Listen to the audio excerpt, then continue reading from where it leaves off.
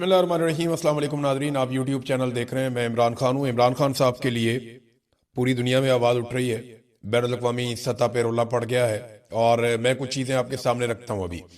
Number एक तो ये है कि 40 से ज़ायद मुमताज़ आलमी माहिरीन तालीम जो हैं और उनके अलावा अवामी दानश्वरों ने और ह्यूमन राइट्स एक्टिविस्ट, इन्होंने अमरीका, यूरोपीय यूनियन और दौलत मुश्तरका और OIC के नाम एक ख़त लिखा है।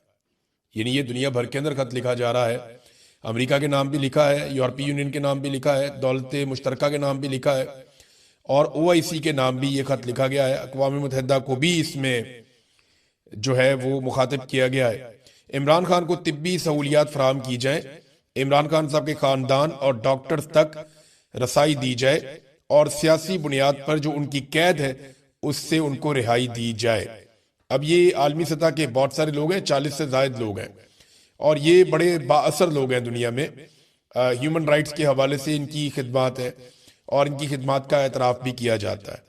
तो ये एक डेवलपमेंट है। अब ज़्यादा डिटेल में मैं इसकी नहीं जाता, बस आप ये समझें कि दुनिया में बड़ी तेज़ी से इमरान खान के लिए आवाज़ उठना शुरू हो गई है और ये कामयाबी है इमरान खान साहब के बेटों की, उनकी बहनों की, क्योंकि वो कंटिन्यूसली एंगेजमेंट कर रहे हैं और ओवरसीज़ पाकिस्तानियों का भी इसमें एक हिस्सा है। देखिए, जो ओवरसीज पाकिस्तानियों से नफरत करते हैं ना सब लोग, खास तौर पे पाकिस्तान की मिलिट्री एस्टेब्लिशमेंट और पाकिस्तान का जो मौजूदा रजीम है, ये नफरत इसीलिए करते हैं कि ओवरसीज पाकिस्तानी हर जगह पे इमरान खान साहब की बात करते हैं और हर जगह पे जुल्म और ज्यादती के खिलाफ बात करते हैं। देखिए, अब ये एक मीटिंग हो रही थी और ये जिनेवा के अंदर समिट हो रहा है for human rights and democracy के ऊपर, इंसानी हकूक और जमहूरियत के लिए जिनेवा के अंदर एक समिट हो रहा था। उस समिट में एक पाकिस्तानी ने आवाज उठा दी बड़े जोरदार तरीके से और जो ओवरसीज पाकिस्तानी है उसने आवाज उठाई और उसके बाद जो है वो वहां पे इमरान खान साहब का तस्करा किया गया। Political imprisonment of Imran Khan mentioned in Geneva after N overseas Pakistani shouted that don't forget about Imran Khan, कि आप इमरान खान को नहीं भूल सकते या इमरान खान को मत भूलिए या उनका नाम लेना मत भूलिए। He is a political prisoner and former prime minister of the 5th biggest nation in the world, कि वो दुनिया की 5वीं बड़ी कौम का एक लीडर है और सबका प्राइम मिनिस्टर है, आप उसे नहीं भूल सकते। और उसके बाद फिर इमरान खान साहब के लिए बाकायदा इस प्लेटफॉर्म के ऊपर आवाज उठाई गई और यह बताया गया कि रजीम कैसे इमरान खान साहब को दबा रहा है, रजीम कैसे पाकिस्तान के साथ जो है वो ज्यादती कर रहा है। अब ये पाकिस्तानी डॉक्टर है सबरीना जिन्होंने ये हाईलाइट किया मामला, इन्होंने आवाज उठाई। अब पाकिस्तान का रजीम, इसीलिए जो मौजूदा रजीम है आसिम मुनीर साहब ने बनाया हुआ है और अमेरिका की आशीर्वाद से बनाया हुआ है, जाली फार्म 47 के ऊपर बनाया हुआ है, सारे चोर डाकू इकट्ठे करके जिन्होंने मुल्क को लूटा कई दहाइयों तक, उन्हें इकट्ठा करके लाके इक़्तिदार में उठा दिया और इसका टके का फायदा पाकिस्तान की फौज को नहीं हुआ। ये बात मैं बार बार कहता हूं कि ये पाकिस्तान की फौज को इसका टके का फायदा नहीं हुआ, बल्कि उल्टा उनका नुकसान हो गया और फायदा चंद लोगों ने उठा लिया। ये माफिया सियासतदान और ये चंद जर्नैल, इन्होंने फायदा उठा लिया और पाकिस्तान की फौज वो पाकिस्तानी अवाम से दूर होती चली गई और ये सब जानते हैं, इसके अंदर डकी छुपी बात कोई नहीं है। तो ये दो डेवलपमेंट है इमरान खान साहब के लिए, हर तरफ जो है वो आवाज उठ रही है। नादरीन, सियासतदानों में सबसे लंबी जेल जो है वो जावेद हाशमी साहब ने लगातार काटी है और मुश्किल तरीन जेल काटी है। जावेद हाशमी साहब का अगर आप चेहरा देखें या उनकी हालत देखें तो आपको अंदाजा हो जाता है कि जेल की सख्तियों ने उनके साथ क्या किया। ज़ईम हुसैन कादरी साहब, ये मरहूम इंतकाल फरमा गए हैं, मेरे बड़े अच्छे दोस्त थे, बड़े शानदार इंसान थे और बड़े बहादुर इंसान थे।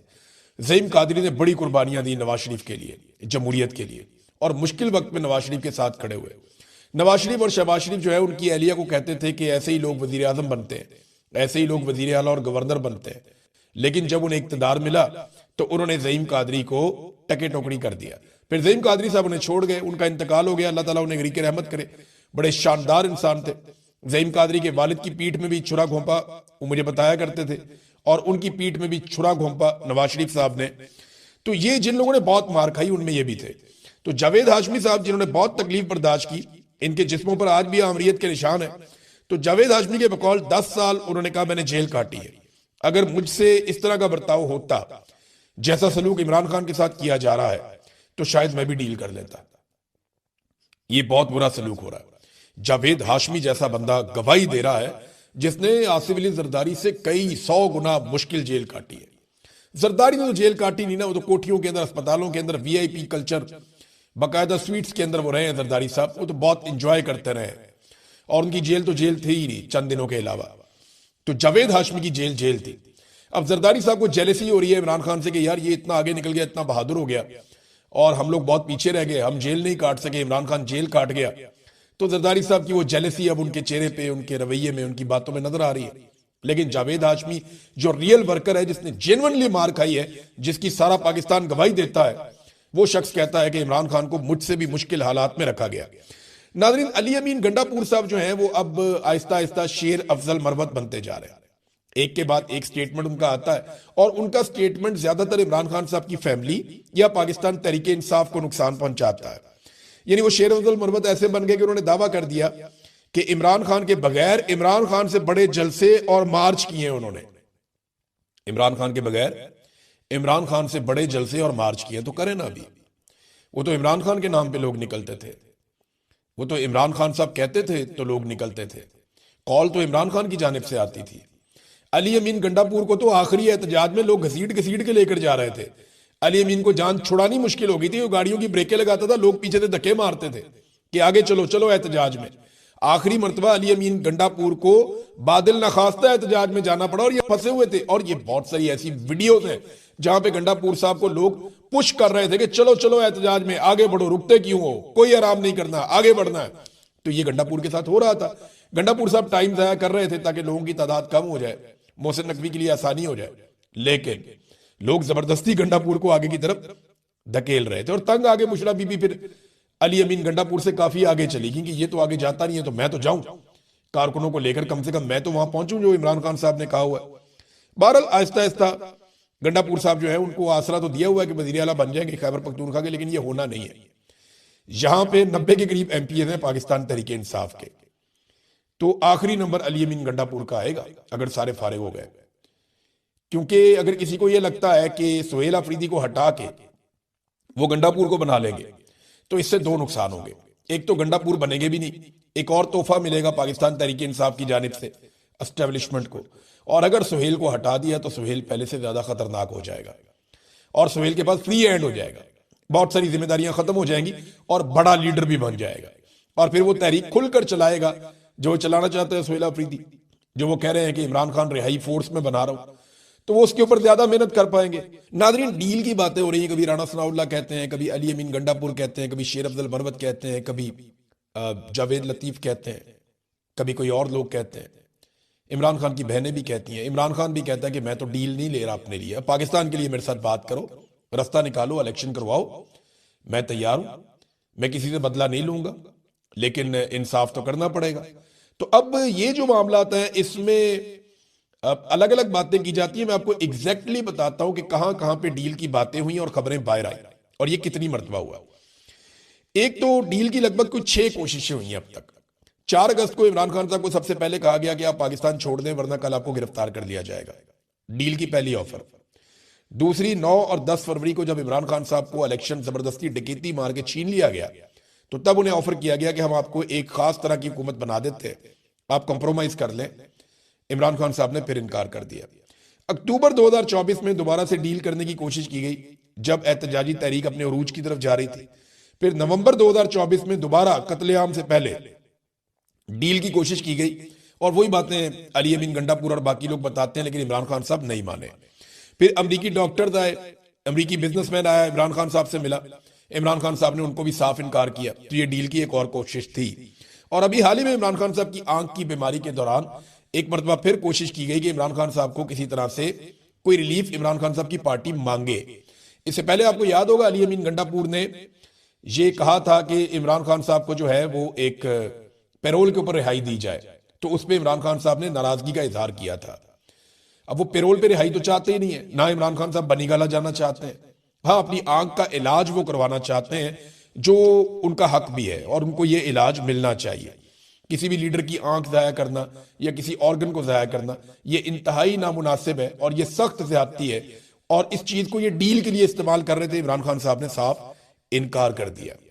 अब नाजरीन, दो तीन खबरें मेरे पास और बहुत इंपॉर्टेंट है, ये मैं आपके सामने रखता हूं, लेकिन पहले आप ये देखें कि फैमिली को नहीं मिलवाया जा रहा, तो ये बात तो समझ आती है। यानी इमरान खान साहब अपनी बहनों से मिलेंगे तो बड़ा सख्त बयान देंगे आसिम मुनीर के खिलाफ, शहबाज शरीफ के खिलाफ, मौजूदा रजीम के खिलाफ, या हो सकता है वो बोर्ड ऑफ पीस के खिलाफ कोई बात बोल दे, या गाजा में फौज भेजने के बारे में कोई बात बोल दे। इमरान खान साहब तो इमरान खान है, वो कुछ भी कर सकते हैं। तो इसलिए बहनों को नहीं मिलवा रहे, ये तो बात समझ आती है। लेकिन वो इमरान खान साहब से उनके डॉक्टर्स को क्यों नहीं मिलवा रहे जो गैर सियासी हैं, जिन्होंने आज तक बाहर आकर कोई सियासी बात नहीं की? ये बात समझ नहीं आती।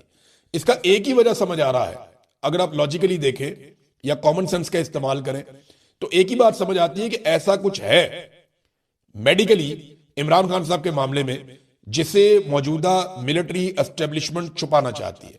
मैं मिलिट्री एस्टेब्लिशमेंट कहता हूं तो आप ऑटोमेटिकली समझा करेंगे ये आसिम मुनीर और चंद लोग हैं। जब आसिम मुनीर कहना हो तो मैं अकेले ही कह दूंगा, लेकिन जब मैं एक टोले का नाम लूं तो फिर मिलिट्री एस्टेब्लिशमेंट में कहता हूं। और ये सारी फौज नहीं होती, ये चंद लोग होते हैं, ये पूरे इदारे को बदनाम करते हैं। बहरहाल अब इसके अंदर जो है वो ना मिलवाना, कोई ना कोई तो ऐसा मेडिकल रीजन है, जो चीज छुपाई जा रही है कि डॉक्टर्स को भी नहीं मिलवाया जा रहा, जिन्होंने कोई खबर बाहर आके नहीं देनी, जिन्होंने कोई बाहर आकर हरकत नहीं करनी। अब आ जाए नाजरीन पंजाब गवर्नमेंट का एक कारनामा। ये जरा कारनामा आप देखें, कैसा कमाल इन्होंने काम डाला। पीआईए कितने की बेची पाकिस्तान ने? पाकिस्तान ने पीआईए को बेचा, और जब पीआईए को पाकिस्तान ने बेचा तो बेचा 10 अरब रुपए में। यानी पीआईए को बेच दिया 10 अरब रुपए में, और एक तैयारा खरीदा पंजाब हुकूमत ने जिसमें 19 लोग सवार हो सकते हैं। बड़ा लग्जरी किस्म का, लेटने वाले सोफे भी हैं, आराम करने की जगह भी है, अलग मीटिंग के लिए भी प्रॉपर जगह बनी हुई है। बड़ा शानदार किस्म का इन्होंने एक तैयारा खरीदा पंजाब गवर्नमेंट ने मरियम नवाज के लिए, और ये लिया 11 अरब रुपए का। यानी 1100 करोड़ का इन्होंने तैयारा ले लिया।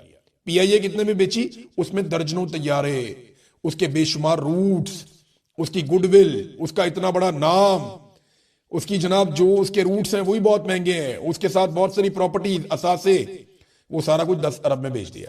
और एक 19 सीटों वाला तैयारा लिया 11 अरब रुपए में। यह है पाकिस्तान, और यह है पाकिस्तान को लूटने वाले हुक्मरान। अब इंफॉर्मेशन मिनिस्टर जो है पंजाब की, वो क्या कहती है? इंफॉर्मेशन मिनिस्टर कहती है कि एयर पंजाब, हम कोई एयरलाइन बना रहे हैं, उसका नाम एयर पंजाब है, और उसके लिए कोई जहाज और तैयारे खरीदे जा रहे हैं, और कुछ जो है वो लीज के ऊपर दिए जाएंगे, और ये इसी की एक कड़ी है। अब वो ये कह रही है कि जनाब ये तो हमने एक एयरलाइन हम बना रहे हैं। भाई एयरलाइन कहां रजिस्टर्ड है? उसका कोई सीईओ होगा, उसका कोई ऑफिसर होगा, उसका कोई हेड ऑफिस होगा, उसका कोई दफ्तर होगा, उसने कहीं बिड की होगी, कोई चीज तो नजर आए ना। ग्राउंड पे कख नहीं है, सिर्फ मरियम नवाज को खुश करने के लिए एक तैयारा लिया। और ये लिया क्यों है, जो मुझे समझ आती है ना, ये दौड़ने की तैयारी है। यानी इस किस्म का एक तैयारा हो ना, तो आप अपनी पूरी फैमिली को सवार करके एकदम निकल सकते हैं पाकिस्तान से। एयरफोर्स का तैयारा तो नहीं मिलेगा ना उस वक्त।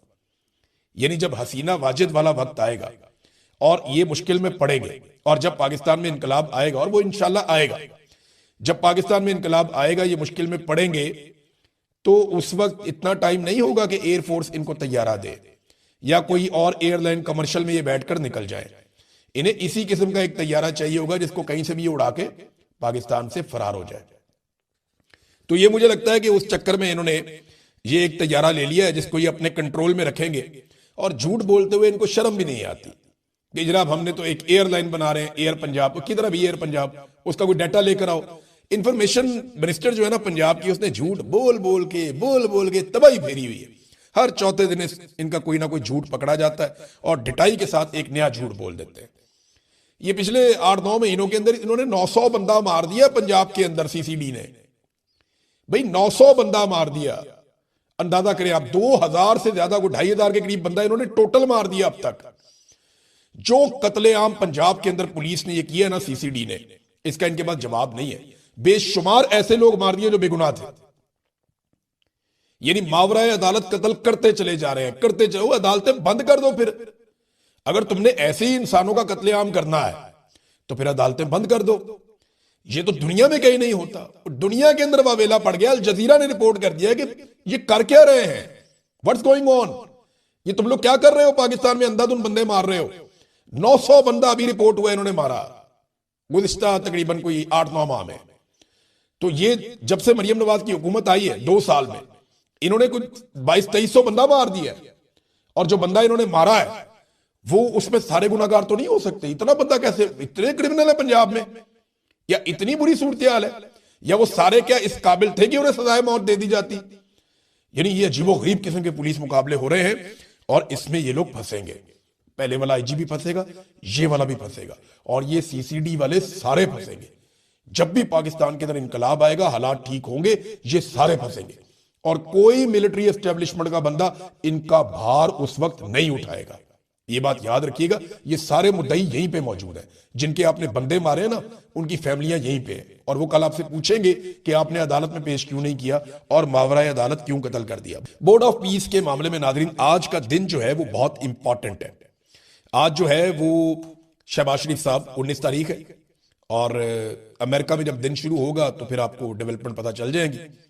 और आज का दिन इसलिए अहम है कि बड़े लंबे अरसे से ये अनाउंस किया गया है कि आज के दिन में बड़े अहम इसके फैसले होंगे। बोर्ड ऑफ पीस में डोनाल्ड ट्रंप के फैसलों की तौसीक की जाएगी और ये बाकायदा इसहाक डार ने इसके ऊपर बयान जारी किया कि वजीर आजम गजा अमन बोर्ड इजलास में शिरकत करके सदर ट्रंप के अमन मंसूबे की हमायत करेंगे।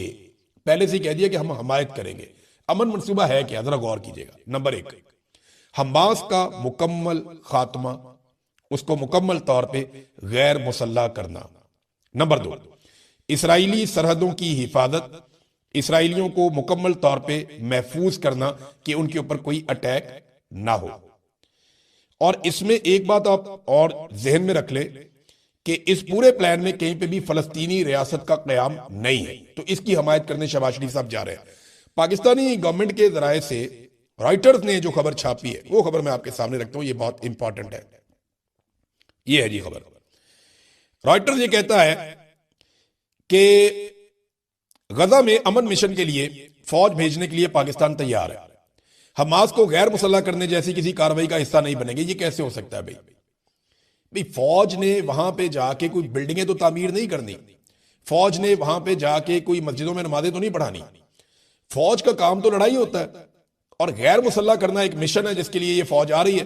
डोनाल्ड ट्रंप 100 मरतबा बता चुका कि ये फौज आ ही हमास को गैर मुसल्लह करने के लिए और इसराइली सरहदों का तहफ़्फ़ुज़ करने के लिए आ रही है, इसराइलियों की हिफाजत करने के लिए आ रही है। अब ये कह रहे हैं जनाब हम ये काम नहीं करेंगे वहां जाके, लेकिन हुआ है। तो ये बड़ी तकालीफ है जो ये खातून देख रही हैं और अपने भाई के लिए डट के खड़ी हैं। ये नाज़रीन सूरत हाल है। इमरान खान की सूरत हाल ये है कि मैं पढ़ रहा था अली अहमद कुर्द को, जिन्होंने वकला तहरीक के अंदर बड़ा अहम किरदार अदा किया था।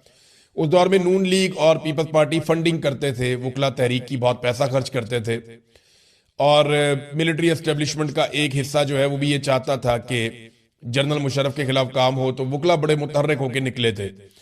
उस वक्त अली अहमद कुर्द साहब बड़े मुतासर कुन शख्सियत के बन के सामने आए थे। तो नवाज शरीफ और जरदारी साहब के साथ इनका बड़ा अच्छा ताल्लुक भी है। तो इन्होंने कहा जी बड़े अरसे के बाद मुल्क की तारीख में एक नर का बच्चा पैदा हुआ है। मुल्क में वाकई बड़े अरसे बाद कोई लीडर पैदा हुआ है। 10 जर्नैल जाकर उसके घुटने पकड़ लें लेकिन माफी नहीं है, ये मैं आपको लिख कर देता हूं। ये जनाब अली अहमद कुर्द साहब कह रहे हैं।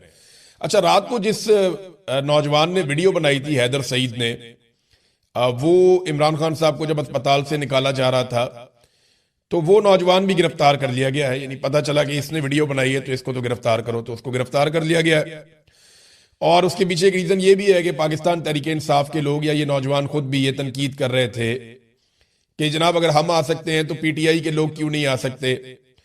जो अरकान असेंबली हैं, जो सेनेटर्स हैं, जो पार्टी के अहदेदारान हैं, बैरिस्टर गौहर को खासतौर पर तनकीद का निशाना बनाया कि वो क्यों नहीं आ सकते। तो मैंने आपको पहले बताया था कि ये जो मर्जी कहते रहे। बैरिस्टर गौहर कहते हैं जी कि मुझे तो रात 2 बजे पता चला जब इमरान खान साहब को वापस ले जाया गया था। तो मैं ये बात नहीं मानता, इसलिए कि मेरे पास जो इन्फॉर्मेशन है वो ये है कि पाकिस्तान तहरीक इंसाफ ने यह फैसला किया है कि वो इमरान खान साहब की सेहत के मामले के ऊपर कोई सियासत नहीं करेंगे और इसमें कोऑपरेशन करेंगे। इमरान खान साहब की आंख की सेहत बेहतर होनी चाहिए। अब ये बात वो पब्लिकली कर नहीं सकते, तो उन्हें इस बात की इंफॉर्मेशन थी और मैंने पहले ही आपको बता दिया था कि अगले 24-48 घंटों में इमरान खान साहब को लाया जाएगा। इनके लिए मुश्किल तो नहीं है, अपना एक मुलाजिम वहां पे बिठा दें अस्पताल में, या अस्पताल के अमले के अंदर किसी बंदे को, क्योंकि मैं जर्नलिस्ट हूं, मुझे पता है खबर कैसे निकालते हैं। अस्पताल के अमले में आप 2 4 5 बंदों को बाउंड कर देंगे, यार कोई बात हो तो मुझे बताना, तो वो आपको पता चल जाता है। जैसे मैंने यहां पे बैठ के आपको पहले बता दिया था कि डॉक्टरों को छुट्टी दे दी गई और अमले को कहा गया कि आप जाएं। तो नाजरीन, ये इतना मुश्किल नहीं होता, ये पाकिस्तान तहरीक इंसाफ को इसका पता था, लेकिन उन्होंने इसके ऊपर कोई एक्टिविटी नहीं की। इमरान खान साहब की सेहत के ऊपर उन्होंने सियासत नहीं की। हाँ, वो ये जरूर कह रहे हैं कि उनकी फैमिली को हक मिलना चाहिए। अब इसमें अलीमा खानम का एक स्टेटमेंट आया, उन्होंने कहा जी खबरों से हमें पता चला कि इमरान खान को आधी रात को दोबारा पिम्स ले जाया गया, ख्याल रहे कि उनकी आंख में दूसरा इंजेक्शन लगाया गया था। जब कानून इस बात का तकाजा करता है कि किसी कैदी पर कोई तिब्बी अमल कराने से पहले खानदान को मुतला किया जाएगा, तो खानदान को क्यों नहीं बताया गया? हमें सरकारी तिब्बी सहूलियात की तशखीस या जांच की रिपोर्टों पर बिल्कुल भरोसा नहीं है। पिम्स से पहले ही इतलात आ रही हैं कि डॉक्टरों को इमरान खान के बारे में कोई भी मालूमात लीक होने पर संगीन नताइज की धमकियां दी जा रही हैं। वो क्या छुपा रहे हैं? हमारा खानदान उनकी रिपोर्ट्स को मुस्तरद करता है, ख्वाह वो अवाम के सामने ये रिपोर्टें जारी करें। हम अपनी दरखास्त पर कायम है कि शिफा इंटरनेशनल इस्लामाबाद में इमरान खान के जाती डॉक्टरों की निगरानी में और उनके अहले खाना की मौजूदगी में माहिरीन के जरिए इमरान खान का मुआयना और इलाज किया जाए। इमरान खान की आंख में पैदा होने वाली मुबैना हालत के लिए पिम्स सरकारी अस्पताल किसी के इलाज के लिए लैस नहीं है, यानी वहां मुकम्मल सहूलियत नहीं है। ये हुकूमत जो कुछ कर रही है ये मुजरिमाना है और इमरान खान के खिलाफ जो भी खिलाफ वर्जी और जुर्म कर रहे हैं इनका एहतसाब होगा। ये जनाब इमरान खान साहब की बहन अलीमा खानम का स्टेटमेंट है। तो ये सूरत हाल है। नाजरीन, सुहेल अफरीदी साहब ने भी स्टेटमेंट दिया, उन्होंने कहा जी अगर इमरान खान साहब से मुलाकात नहीं करवाते तो फिर कोई बड़ा फैसला करना पड़ेगा। अब देखें बड़ा फैसला क्या है, किस तरीके से करना है। वो ये कहते हैं कि उन्होंने तैयारी भी करनी है। पाकिस्तान तहरीक इंसाफ के अंदर से एक पूरा ग्रुप खड़ा कर दिया गया है और उनकी ये ड्यूटी है कि किसी तरह भी जो इमरान खान रिहाई के लिए जो एक फोर्स या अमन फोर्स, अच्छा ये कोई हथियारबंद लोग तो होंगे नहीं, इन्होंने कोई बंदूकें तो उठानी नहीं है, ना इन्होंने कोई लड़ाई झगड़ा करना है। नौजवानों की एक टीम इन्होंने बनानी है, बहुत बड़ी तादाद में, लाखों नौजवानों को इकट्ठा करना है और फिर एहतजाज शुरू कर देना है। जैसे आप अवाम को इकट्ठा करते हैं और आप एहतजाज करते हैं, ऐसे ये नौजवानों को इकट्ठा करेंगे और एहतजाज करेंगे। अब इसको रंग दिया जा रहा है कि कोई मुसल्ला विंग है और सहाफियों को भी इस काम पे लगा दिया गया। पाकिस्तान तहरीक इंसाफ के अंदर एस्टेब्लिशमेंट के लिए ना ये बहुत बड़ी अलार्मिंग चीज है। एस्टेब्लिशमेंट ये जानती है कि अगर नौजवान किसी वक्त भी इकट्ठे हो गए, किसी भी प्लेटफॉर्म पे इकट्ठे हो गए, तो वो एस्टेब्लिशमेंट के सारे मफादात को खा जाएंगे। इसलिए एस्टेब्लिशमेंट ने अपने सारे असासे लॉन्च कर दिए और पूरी कोशिश कर रही है कि किसी भी तरह करके इमरान खान रिहाई अमन फोर्स जो बनाने की कोशिश कर रहे हैं सुहेल अफरीदी या उनके दीगर साथी, वो इसको रोक दें और ये अमल ना हो सके। इसके लिए जनाब पाकिस्तान तहरीक इंसाफ के अंदर से लोग बड़ी एक्टिविटी कर रहे हैं और कोशिश कर